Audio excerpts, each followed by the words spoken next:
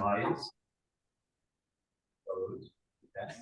And welcome to the 1167th meeting of the Housing Authority and Urban Redevelopment Agency of the City of Atlantic City, New Jersey. Notice of this meeting has been properly published and posted in accordance with the requirements of New Jersey's Open Public Meetings Act. We have our opening roll call. Commissioner Dorsey. Present. Commissioner Godet. Present. Welcoming Commissioner Gluck. Present. Thank you. Commissioner Johnson. Present. Chairwoman Marshall. Present. And Commissioner Wills is not present today. I ask everyone at this time to please rise and join me in reciting of the pledge. Allegiance to the flag of the United States of America and to the republic for which it stands, one nation, under God, indivisible, with liberty and justice for all.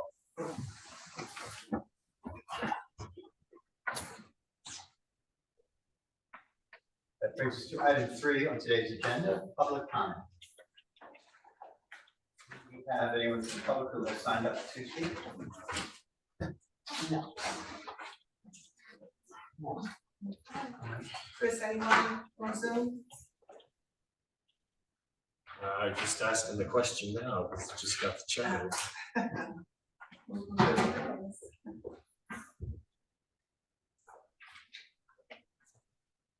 It does not appear to be anyone who wishes to speak publicly, Chair. Okay, thank you. Item 4, approval of the minutes. And the board, we ask to approve the minutes of the October 24th, 2024 regular meeting, open and closed sessions. I have a motion and a second. Commissioner Dorsey, second. Commissioner Johnson. Any discussion? No discussion, we go on the vote. Roll call vote. Commissioner Dorsey. Yes. Commissioner Godet. Yes. Well, we'll abstain. Thank you. Commissioner Johnson. Yeah. And Chairwoman Marshall. Yes. The minutes are approved. And 5, reports of the board committees. The executive committee met, and that will be a part of the secretary's report. Seeing no others. Close item 5. Item 6. Treasurer. Treasurer report was submitted to me. Just one item of note, the large check that is being capital fund for use is drawn down to cover those costs.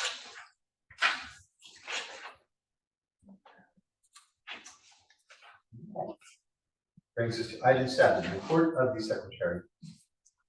Thank you. So, welcoming the new commissioner, I've established a bit of a cadence of updates. So I'll begin with Stanley Homes. The heat and hot water, the temporary boilers were hooked up and are currently running. We've demoed the old boilers, and the new boilers are in the process of being installed. We had to set an initial target date of 11/30 for completion of same. Right now, realistically speaking, with other pipe breaks that have occurred and diverting of KSB staff to repair said breaks, we're targeting early December, but we're remaining hopeful that they can still hit that target date of the 30th. We have expanded the work on the crawl space supply and return piping loops.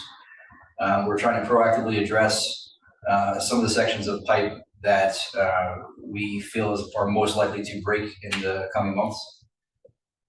The physical needs assessment is actually in the final draft.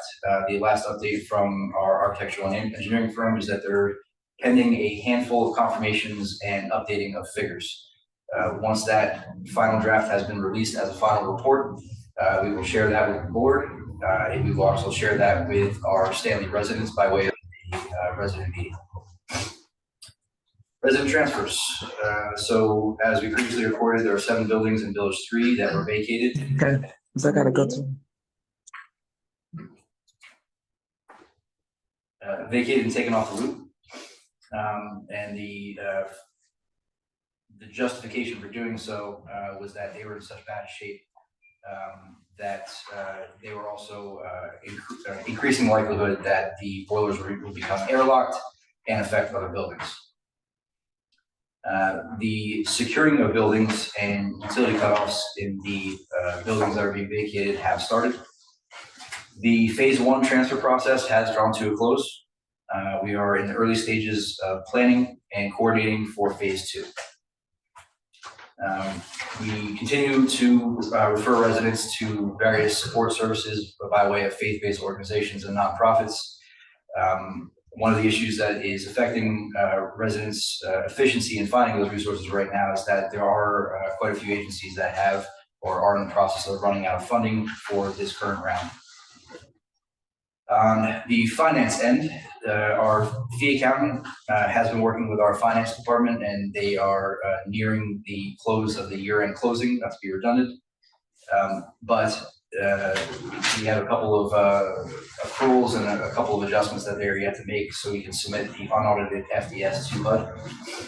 And as previously reported, the submission of that statement will allow our auditor to begin their field work, and the audit process will officially begin.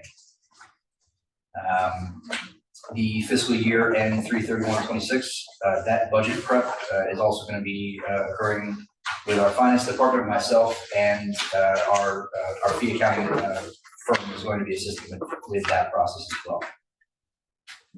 On the management side, an additional 11 units were turned and made available from 10/25 through 11/21. And maintenance has identified another 5 units that are anticipated to become available for lease next week.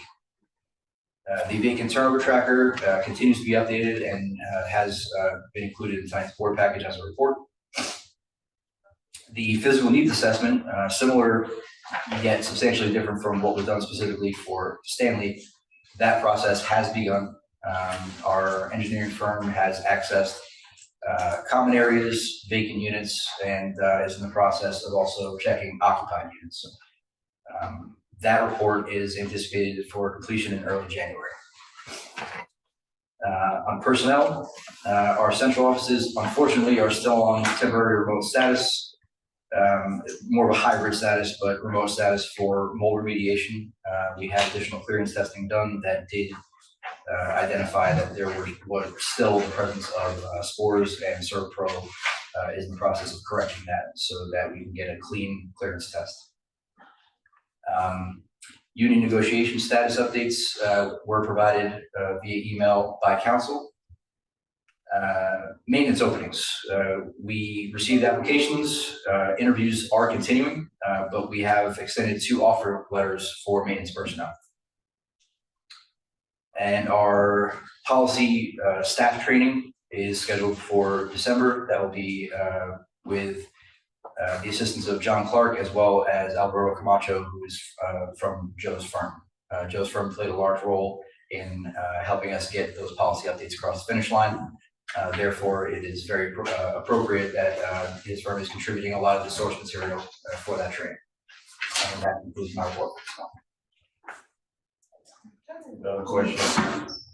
How many family members do we have in the hotels right now? Off the top of my head, we have 1 building in the second village, which was 15. Actually, I didn't get the final update from Judy, but Deirdre, do you have an updated number? It was an additional 5. Yes, we have 2 more coming in. What was that? This evening, there will be no coming in this evening. We're coming into the hotel, Yeah. or into the hotel? Yeah. So what's the issue with that one? Is it hot water, heat, what? Additional heating line breaks.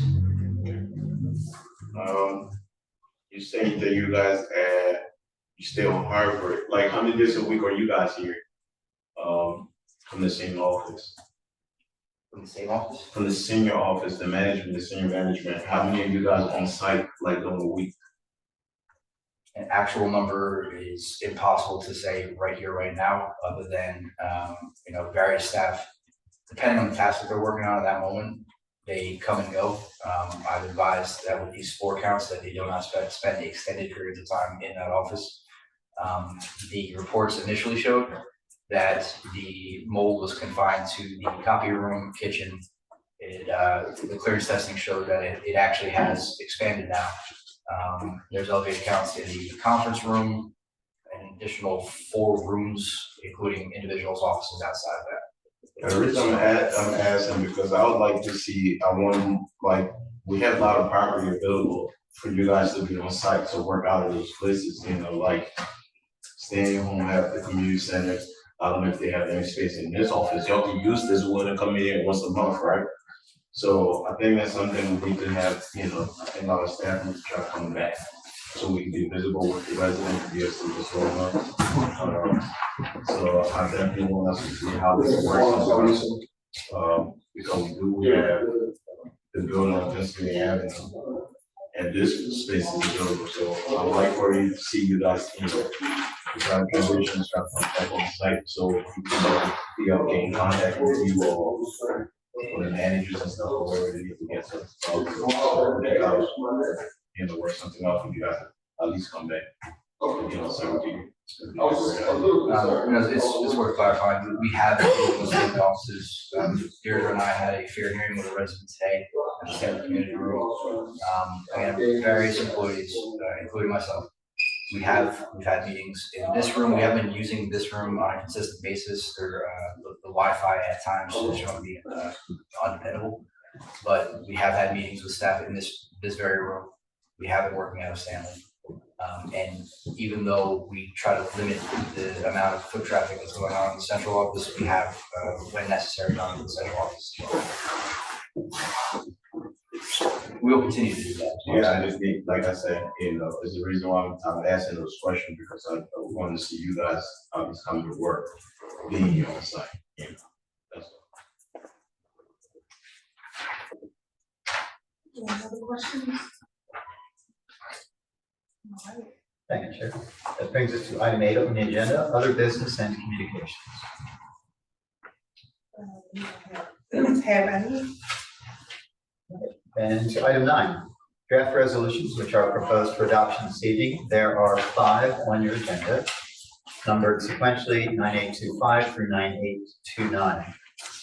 The first of those, 9825, is a resolution acknowledging and accepting the October 18th, 2024 declaration of emergency and ratifying and approving emergency actions and contracts pursuant to that declaration. I have a motion and a second. Motion. Commissioner Dorsey, second. Commissioner Johnson, thank you. That is open for discussion. Tom, could you just explain it for our new commissioner? Thank A you. little bit about the resolution. Of course. And can you do it for each resolution? Or, Absolutely. yes. In public housing, there are various procurement standards, right? There's thresholds that we meet that dictates whether we go small purchase, which is no competitive process. We identify a contractor, as long as their price doesn't exceed that threshold, we can go with that contractor. There's a 3-quote, and there's a bid. In an emergency, which has to fit the definition of an emergency, we are allowed to move forward and procure whatever goods and services are necessary to abate that emergency. Stanley Homes, as I'm sure you're familiar with, maybe not firsthand, but if you're reading about it, has a lot of serious issues, a lot of deferred maintenance that culminated into maybe not complete, but at times, serious failures of the heating and hot water system. So with that backdrop, we had our boiler contractor working on the boilers in the Stanley boiler room, preparing them for the heating season, and they experienced some issues with those boilers that rendered them inoperable at that present time. Given the fact that the boilers are of the age, well, were, because they're not there anymore, were of the age that they were, plus these new issues that our contractor encountered, it warranted an emergency declaration. And that's to be sure, correct? Yes. Okay. Well, the one that was working on the boilers is McNeil. Kisby Shore is the contractor that has been servicing and replacing our heating loops. Okay. All right, we got a pretty good understanding, thanks. Okay. There's no further discussion. It's ready for a roll call vote. Commissioner Dorsey. Yes. Commissioner Godet. No. Commissioner Black. I'm gonna abstain, thank you. Commissioner Johnson. Yes. Chair, Oh, yes. that has not passed. We require 4 affirmative votes. We had 3 affirmative votes and 1 no vote and 1 abstention. Resolution 985 has not passed. What happens now? We don't pay. And from the okay? Another emergency declaration.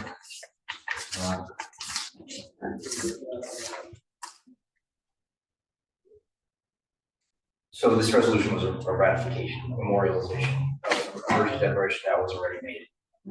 As the executive director, the board has vested in me the ability to declare an emergency as deemed appropriate. This resolution was just ratifying that. So the emergency was declared, proper verbiage statement was given to our procurement contractor and was also conveyed to HUD. Right, yes, it was discussed on the HUD call on Monday. Yeah, so, okay. Next up is resolution 9826, which is a resolution amending Housing Authority Resolution number 9804-08-24 to revise the not to exceed amount of the contract with Kisby Leeds Mechanical LLC trading as Kisby Shoreport from $2,500,000 to $5,500,000. Thank you, Commissioner Dorsey. Second. Commissioner Johnson, that's open for discussion. This price tag,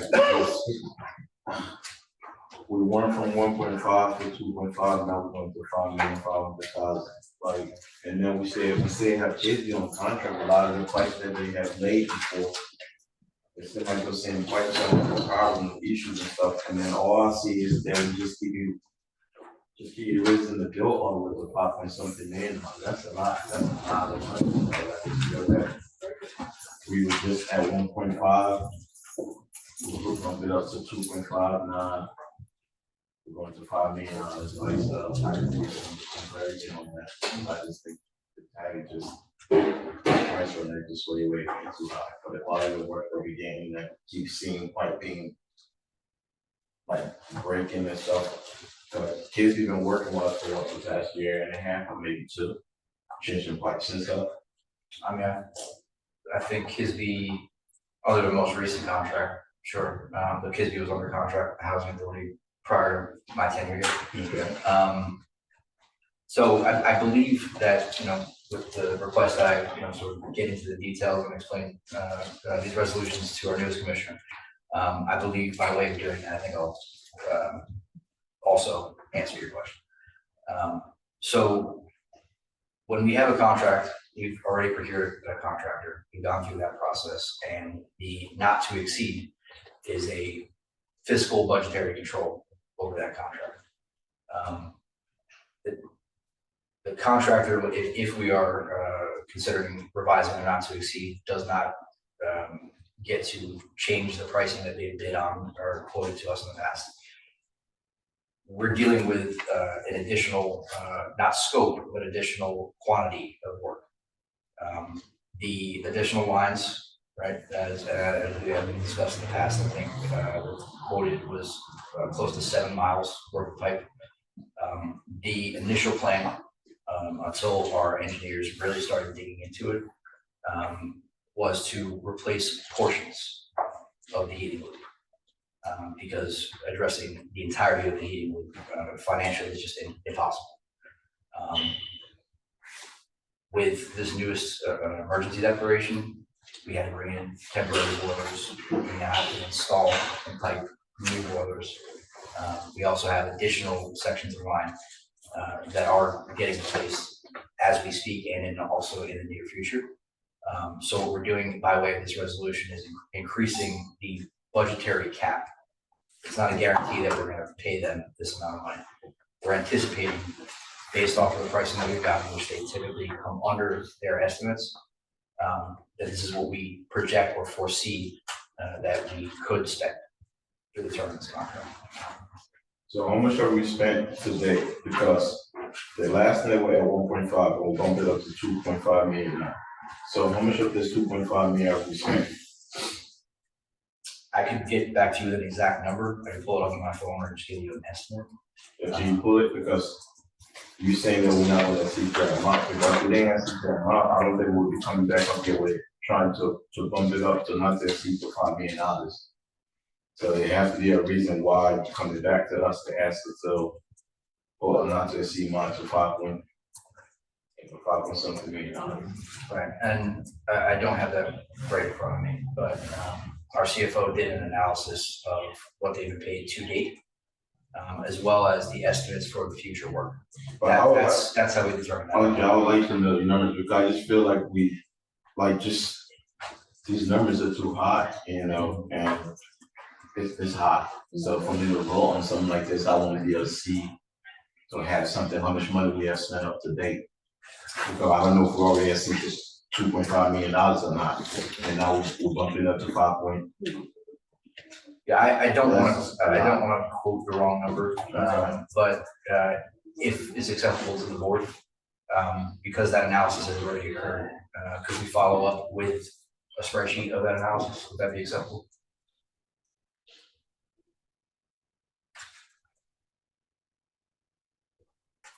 Sure, but I'm gonna, you know, we come into a board meeting and stuff like that, you gotta be expecting us to ask you questions about stuff like this, so we have to be prepared when we do come to the board meeting. So when we have questions in the meeting, stuff like this, we should be able to have an answer. I don't think we should come to the board meeting without not having, you know, all the answers for us. I don't think that's, and then for us to go or something like this, you know, I'm not comfortable. Again, we do have that number. I apologize for not anticipating that specific question. I can attempt to locate that right here, right now.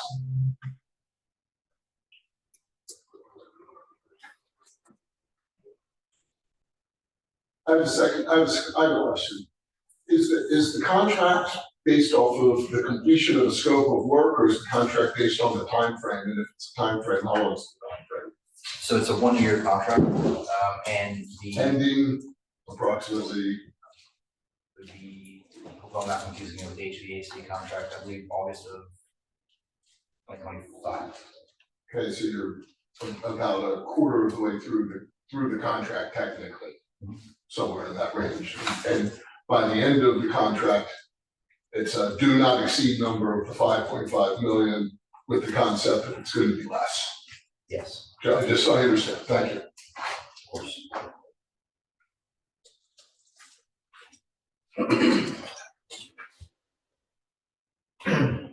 If I may, just a little clarification, To some people over there now, and then that's all. so if I may, for a little clarification for the member also, the contract is time and materials based on certain criteria that we put out to bid. Everybody bid time and materials, so it's technically a service contract, and when we have 5 breaks every year, we've anticipated 5 breaks or 6 breaks next year. In this current year, we had 3 boilers that were deemed irreparable and need to be replaced, and that was a little over $750,000.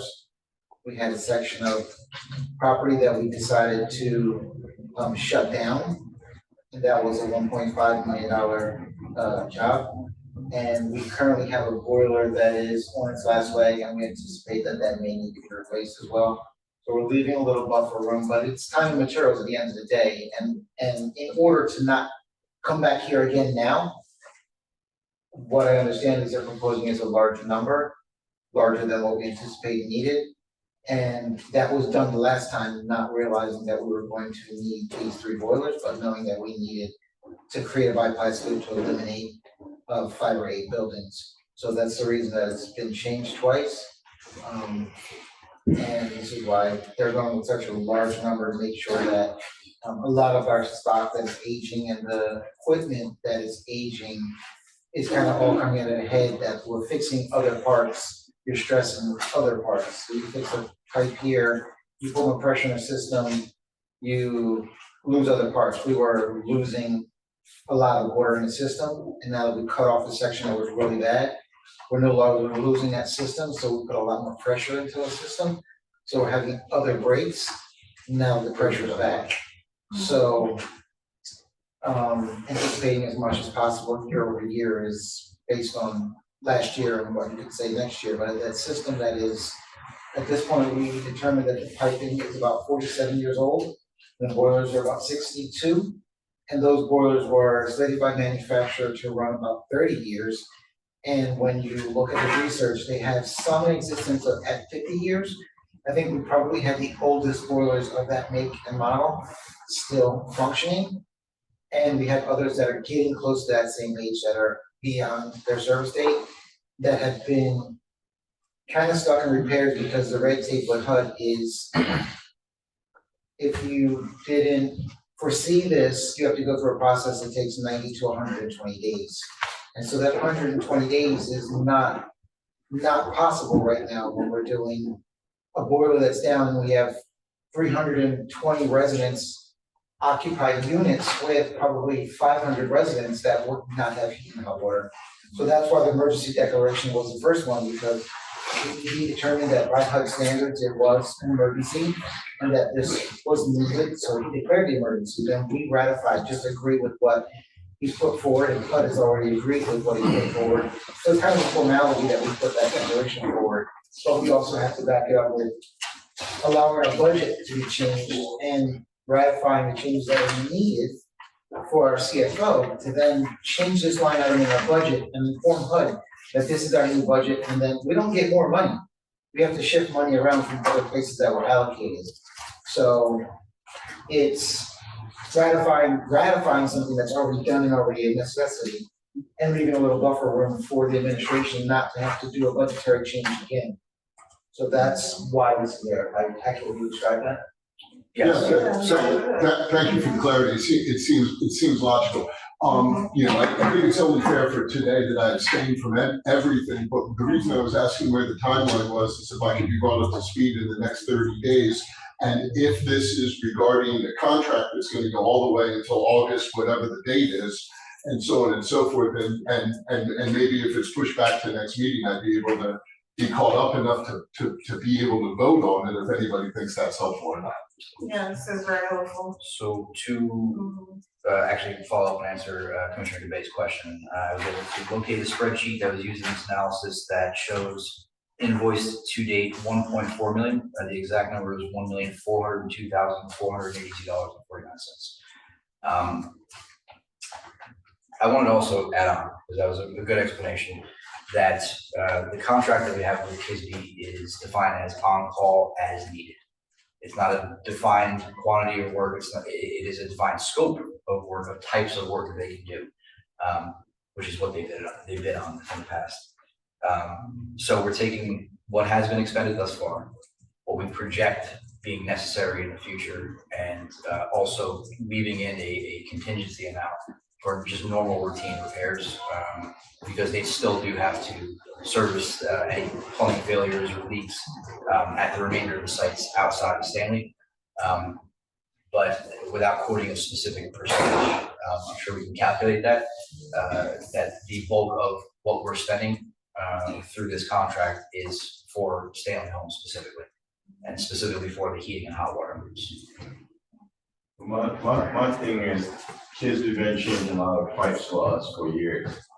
And I want to know, I would like for us to table this resolution so we can get more information from our engineer and stuff. Because I just want to find out, the pipes that kids have been changing over the years up to now, are these pipes still bursting? All the pipes that have issues, old pipes, or is it the same pipes that kids have changed over time? I feel like, this amount, we already went through half of the money already, so, now for us to push it back up to $5.7 million, and then, but for me, I need more explanation from the engineer, if they could come in and, Madam Chair, yeah. if I may, we have Jackson in the house who has, through the 360 group, who has already, they've looked at the analysis of what we did before, and will be able to answer if we're working on an area that had been identified as work before or not. So if we could ask Jackson to come to the mic. Sure, yeah. Hey Jackson, if you could just introduce yourself, for the new commissioner, please. Good evening. My name is Jackson Moore. I'm with the 360 group.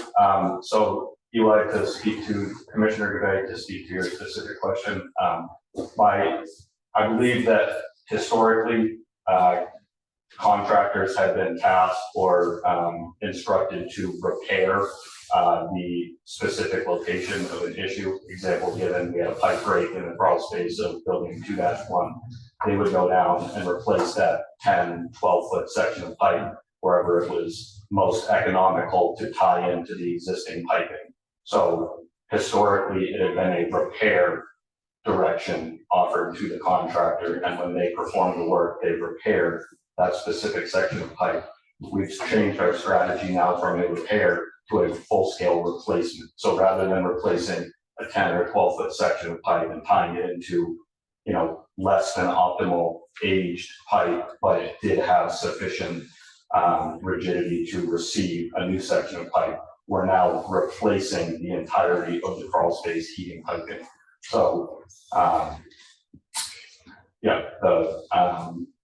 the previous strategy of repairing discrete sections versus now replacing the entirety of crawl space piping is a substantive change in the approach that we've offered direction to the contractor. Any other questions? Also, I just want to add on to that this scoping or the NTE increase, as Commissioner Dorsey very succinctly put it, is we did not anticipate having to replace our boilers. We had expected that our existing contractor, the boiler contractor, would be able to repair those and perform the requisite maintenance in order to sustain them through the heating season. Upon opening of the boilers, we recognized that, and after several weeks of the boiler contractor performing the repairs that they expected to resolve the issue, making the boilers operable for heating season, they give us 3 weeks and we'll have this concluded. Okay, at the 3rd week, there's still more to do. Okay, give us another week. And then we realized there was such a substantial amount of work required to get the existing boilers operable for this heating season. The repair work on the existing boilers would not have concluded even as we stand here right now. So the emergency declaration was to take the necessary action in order to deliver heat and hot water for the residents. That's why the temporary boilers are in place right now. That's why the new boilers are being hooked up. We did not anticipate procuring and installing new boilers. We expected to repair the existing ones. And upon inspection and attempted overhaul of those boilers, we recognized that even if we gave the boiler contractor the time and money associated with performing that overhaul, it did not retire all the risks associated with our heat and hot water source. But we did have a executive committee meeting about these temporary boilers coming in, and we discussed it in our executive meeting that we were going to replace the boiler. So I'm kind of confused now that you guys saying that we didn't expect this. We did talk about it. We did agree upon it. So I'm kind of confused now tonight that we're saying that we didn't anticipate it. So I'm kind of a little bit confused about that. So if I may, so we did have a meeting. This is, the emergency declaration again is ratifying a decision that already occurred. So we did meet, we did discuss, every step of this was done in direct consultation with our engineers because they are the subject matter experts. And we needed to confirm that those boilers were not going to get in service in time to provide heat and hot water to the residents. And that's before the temperatures dropped. So you're right, we did meet with them. We did discuss it.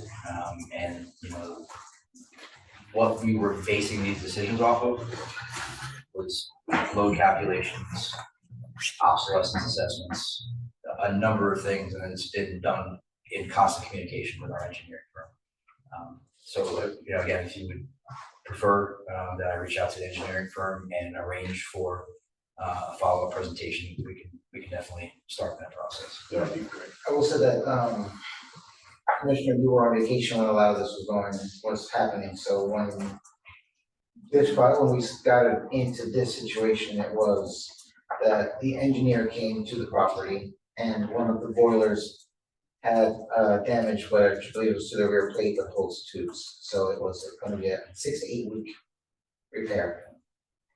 And it was basically a fatal flaw. The second boiler, when they opened it up, had fatal failure as well, and the money would have cost us to repair them, and the time is literally probably the same amount of money as these 3 new boilers we're putting in. And at that point, we weren't sure that the fixes are gonna be fixed or gonna stay, because we just overhauled these boilers last year and put an obscene amount of money into repairs last year.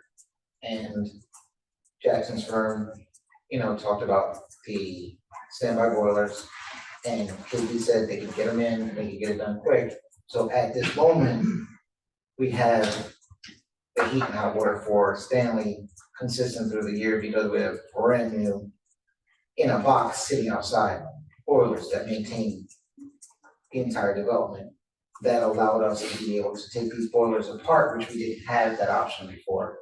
This was all discussed a lot while you were unable to be in the meeting, so it's that development literally happened because Outcast came in and looked at it and said, here's the calculation.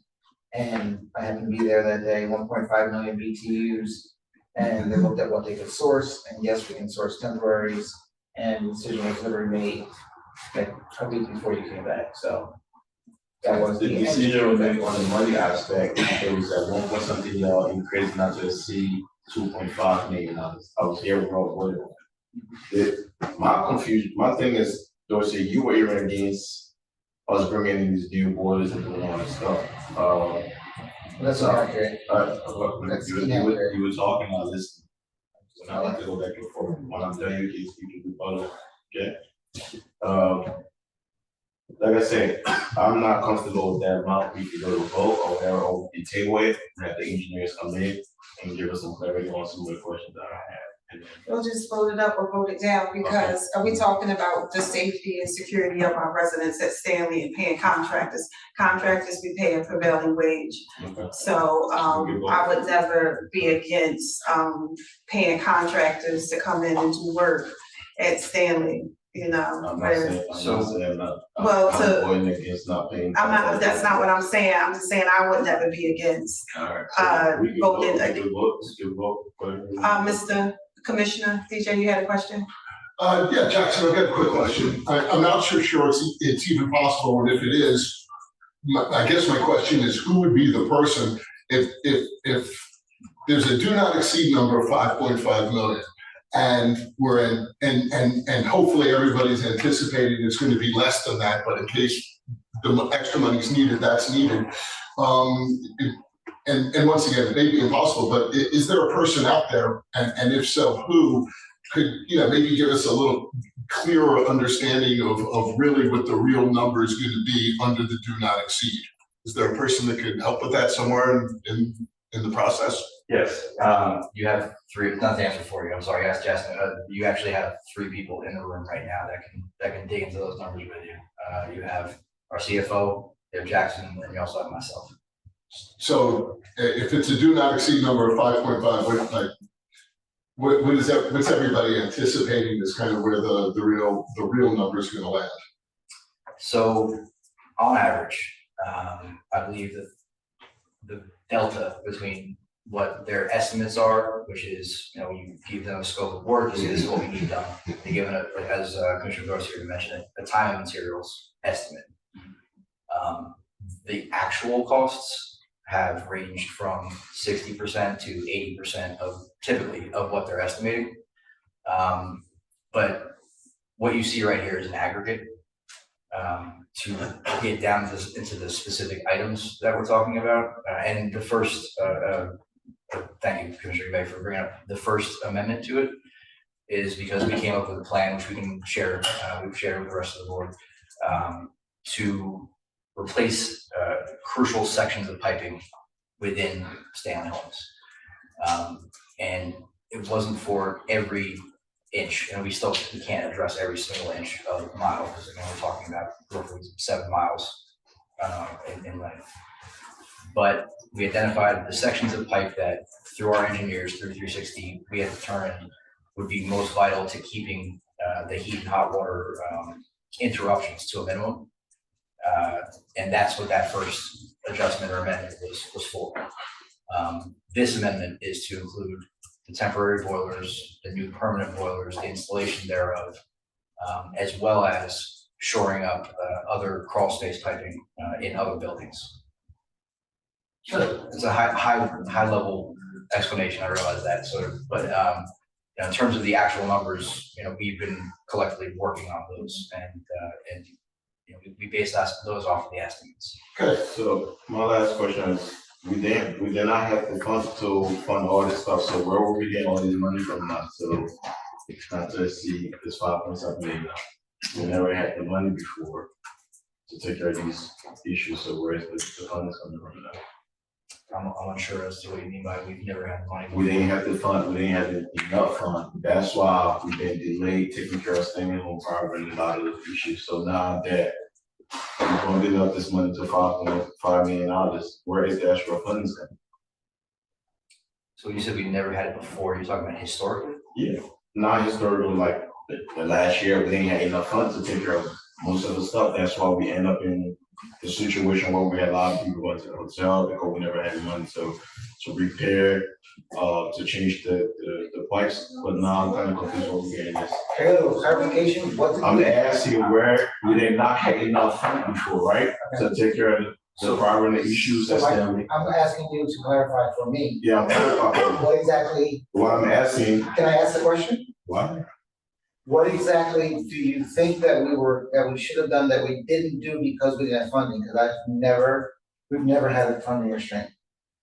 We've never voted to not do something because of funding. Yes, we have a lot of time. That's why I'm kind of surprised that this price tag is going up to $5.5 million. I'm kind of confused where all that extra money is coming from now. Because before we didn't have, that was the reason why we never took care of some other issues at Stanley up to this time now. Now we have Can we not just- to exceed to Can we get some 5%. answer? Can we just answer? We can vote. I'm like I said, No, we can go ahead and vote. I wanted to answer, I can't I'm answer, just confused, that's I all. can't answer the question, and I wanted to also try to clarify what the question actually was identifying as not having funds for. In my recollection, in the past year, there have been certain initiatives or certain suggestions that were made, such as we're going to install decentralized boilers, rather than keeping with a centralized boiler plant, which, so for the new commissioner's edification, you know, we consider putting smaller boilers in every building and then piping the buildings individually. That I believe had a total price tag of close to $9 million, just for that one action item.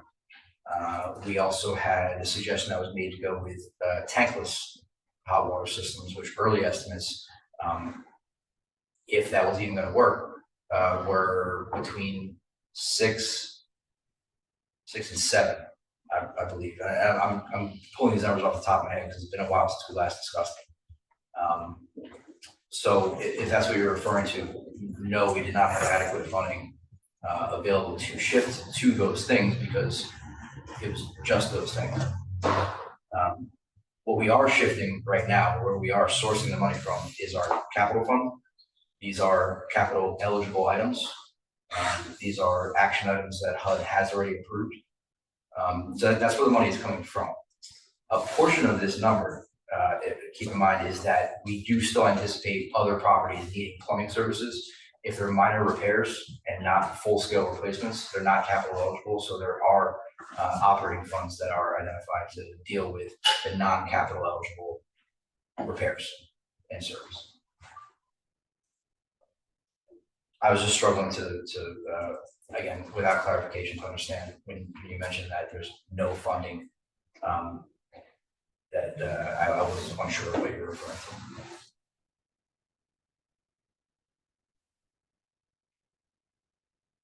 And as breaks happen, do we ignore it because we don't have any funding, or do we? No, we've always responded and repaired.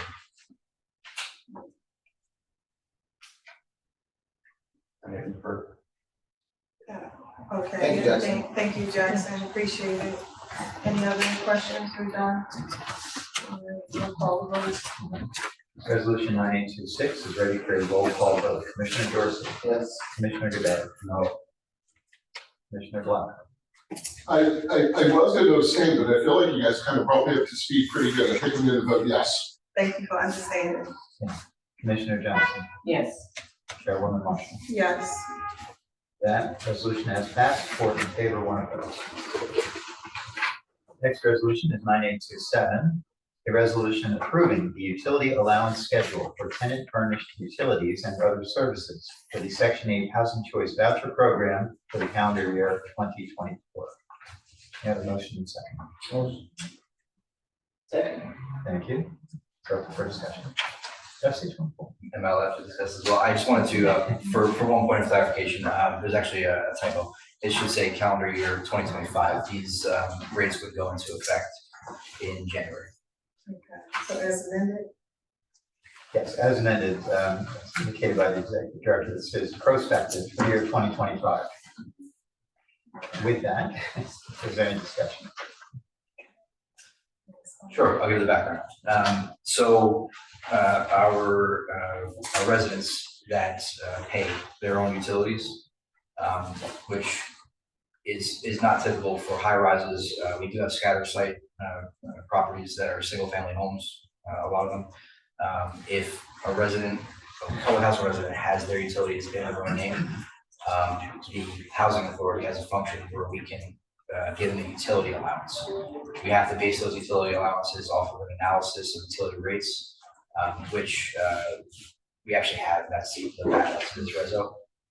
So it covers heating costs, electrical costs, water costs, and the utility allowance covers those utilities because it's not always across the board that a resident at one property is going to have, the gas, electric, and water all in their name. But the ones that apply would be calculated off of this approved schedule, and that's the amount that they would receive from the housing authority on a monthly basis. So quick question. So it sounds like if it's in their names, they can have any one of the 3 or 4 utilities in their name, maybe not all of them. We're talking about water, sewer, electricity, and gas. Correct. Okay, and okay, I got it. Thank you. Of course. I don't want to go too far ahead, but this also applies, the next resolution applies to the Section 8 program. And the explanation is very similar. Where I hopefully I'm not jumping out of order. But again, the explanation, the clarification on this is that, we use the same utility study to determine the utility allowances for both programs. Section 8 is different in that more frequently than not, Section 8 clients do have the utilities in their own name. There are some landlords that do provide the utilities to our clients. But the schedule establishes the amounts that are allowable on the Section 8 side, especially. And that's being funded by Section 8. Correct. Okay. The Section 8 gets their funding from. From HUD. Okay, In the form of HCD or HAP subsidy. Yep. Thank you. There's no further discussion, and then just prior to the vote for clarity, resolution 9827 does concern the utility allowance schedule for Section 8 program for the calendar year 2025. Roll call vote, Commissioner Dorsey. Yes. Commissioner Godet. Yes. Commissioner Black. Yes. Commissioner Johnson, Yes. Chairwoman Marshall. Yes. That has passed, 5 in favor, none opposed. Next, resolution 9828 is a resolution approving the utility allowance schedule for the conventional public housing program for calendar year 2025. I have a motion and second. Motion. Thank you.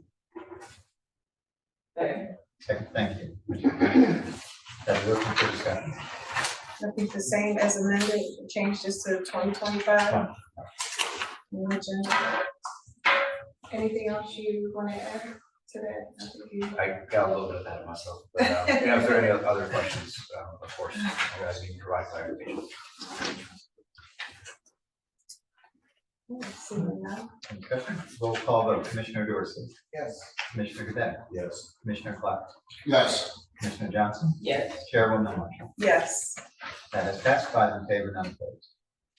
Final resolution on our agenda, 9829, is a resolution approving the attached pre-check rating report and disbursements of bills thereof. Motion. Motion, Commissioner Dorsey, Second. second, Commissioner Johnson.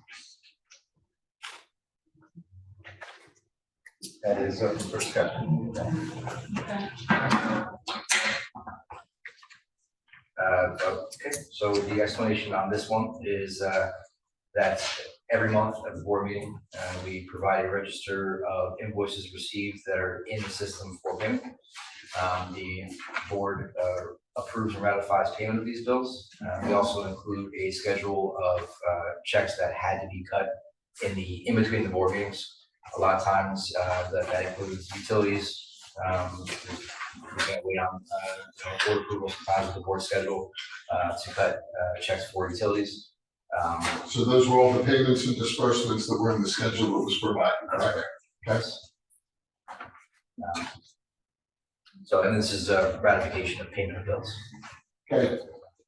I think I'm going to abstain from this one, only because I really didn't get a chance to review it in detail, and probably need a little bit more detail on it if I'm able to, pass it up, but thank you for the explanation. No additional discussion, roll call vote. Commissioner Dorsey, Yes. Commissioner Godet, Yes. Commissioner Clark is in favor, will abstain. Thank you. Commissioner Johnson, Yes. Chairwoman Marshall. Yes. That has passed, 4 in favor, 1 abstention. Chair Marshall, point of order. Yes. I'd like to entertain a motion to reopen the first resolution.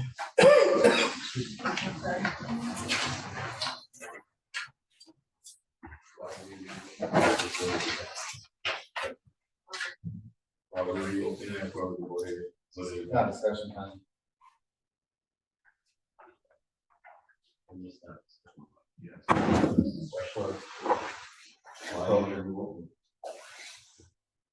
Is it open now? Well, I'll reintroduce and then you can have discussion about what has been proposed by Commissioner Dorsey is to reopen Resolution 9825, which was voted on and failed by a vote of 311 at the beginning of the portion of 9 of the meeting. If the board wishes to put that up for reconsideration, it would require a motion and second to put it back on, and then a motion and second for action on the reintroduced resolution. Make a motion to reopen. This will be, for the record, resolution 9830 will be a resolution to reopen 9825. Commissioner Dorsey has made the motion. Is there a second? Second. Thank you. And now open for discussion is the motion to bring 9825 back on the agenda. We'll bring it back up before we put it down. You can always reintroduce. Yeah, no, that's anymore. Oh, okay. You guys have any question? I'm sorry, I missed a question. Yeah. It's exactly what it is. It's a motion to reopen. So we can go through, we've gone through everything else and explain in detail about the emergency.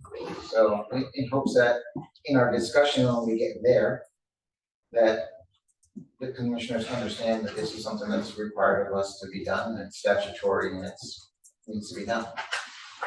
I have a couple of questions. Okay. This was previously ratified? No, No, the declaration itself was previously made and communicated to HUD. Every Monday, we're on calls with HUD to give them updates with Stanley, the residents, and any emergencies. Anything else you want to add to that? That's every Monday, we have meetings with HUD. Yeah, primarily the discussion does revolve around Stanley. We do talk about other operational matters because I don't think we talk about this at all. That's definitely something we set up in orientation where we can discuss a lot of the other ongoing pending matters. In March of 23. so that's a Monday call between the staff and between HUD, That's correct. as I understand it. And commissioners also do attend. There's a limit of commissioners without creating a quorum that can attend. Yes, commissioners, when available, they do attend these HUD meetings.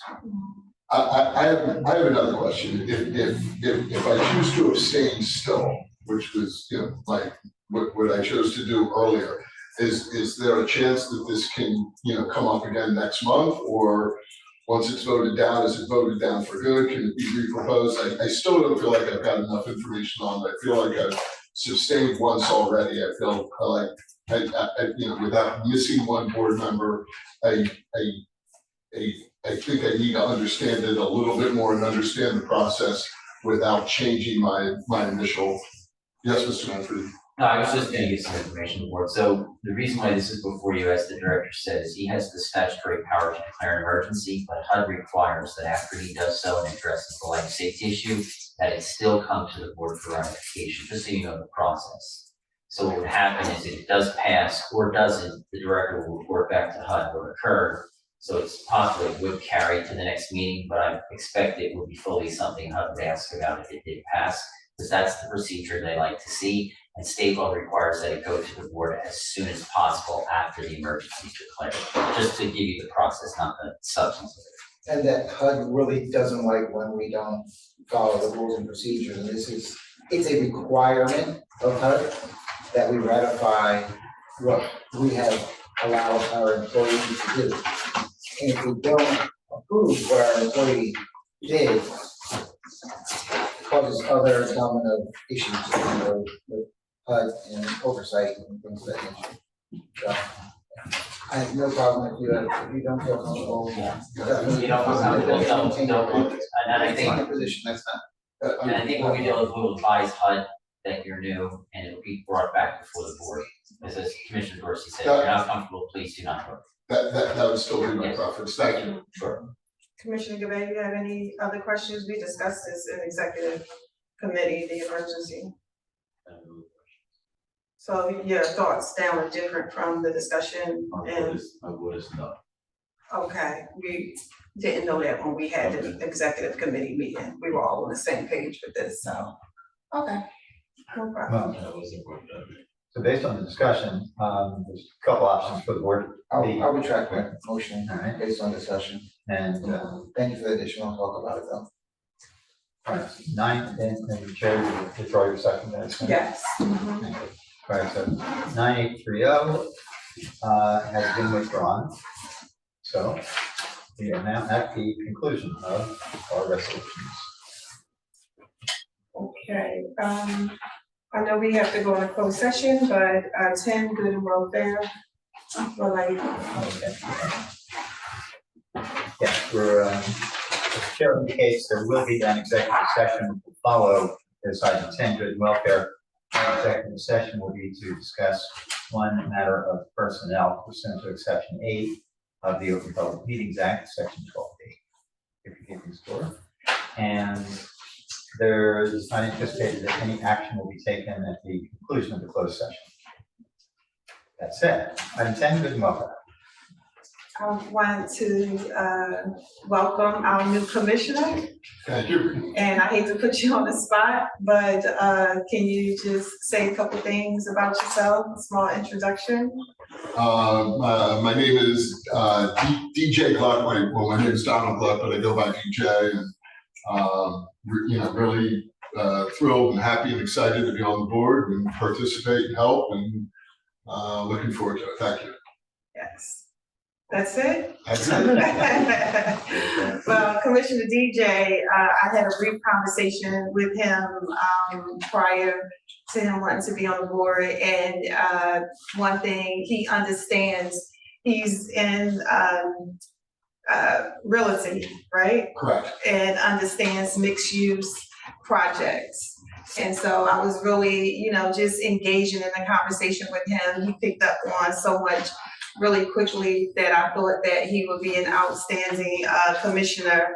As you can see with some of the questions that he asks, he's already, doing a good job with just the questions and the understanding.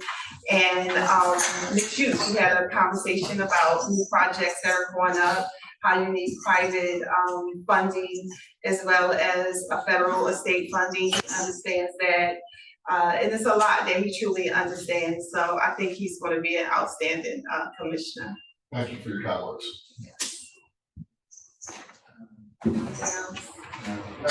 Basically, I think one person came to, we gave an opportunity to speak. Okay. One person.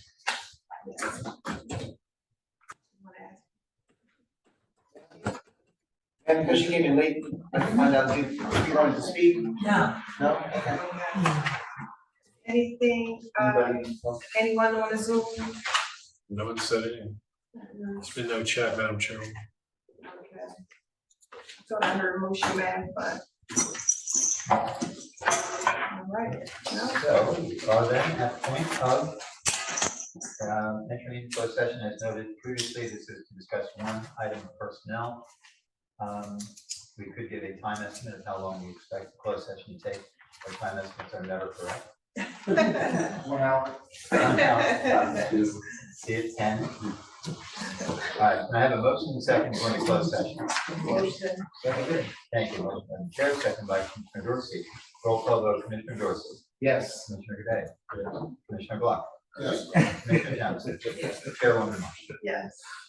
5 in favor, none opposed. We are entering closed session at, looks like 5:35 p.m. And it's noted, no action will be taken at the conclusion of closed session when we reopen. Board. Okay, you set lifetime Sunday. The board discussed one matter of personnel, and no further action is to be taken tonight based on that discussion. That Make a motion to close? motion to adjourn. All in favor? Aye. Any opposed? We are adjourned. Who's buying dinner? Madam Chair, can I ask a question, please? Oh, I'm sorry.